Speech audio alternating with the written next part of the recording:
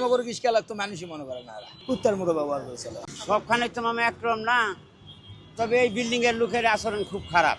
কিছু কিছু লোকে খারাপ ব্যবহার করে, কিছু কিছু ভালো ব্যবহার করে। না, আমি বাংলা গাড়ি আমার সাথে কম ব্যবহার করে, আমি তো বাংলা রিক্সা চালাই, এলাকা কম ব্যবহার, খুব খারাপ ব্যবহার, দুর্ব্যবহার করে। তাহা আমার রিক্সা বুদ্ধি নাই গা, কি করে আলু উঠাই দেয়।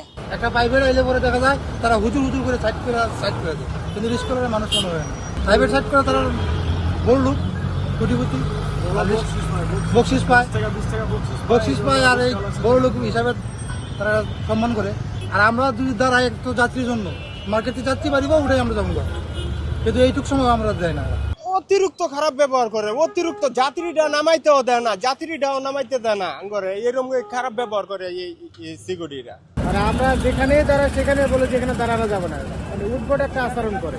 মানে আমরা তো দেশের নাগরিক, তা আমরা একটা রাস্তায়, সরকারি রাস্তা, আমরা যে কোনো একটা জায়গায় যদি দাঁড়াই, মানে যে কোনো শপিং মহলের যারা কর্মস্থ আছে সিকিউরিটি গার্ডেরা আচরণ খুব খারাপ এদের।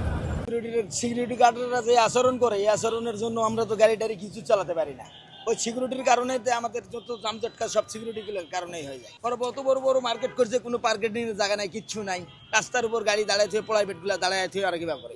আমাকে রিস্কা লাগতো মানুষই মনে করে না, কুত্তার মতো ব্যবহার করেছিল।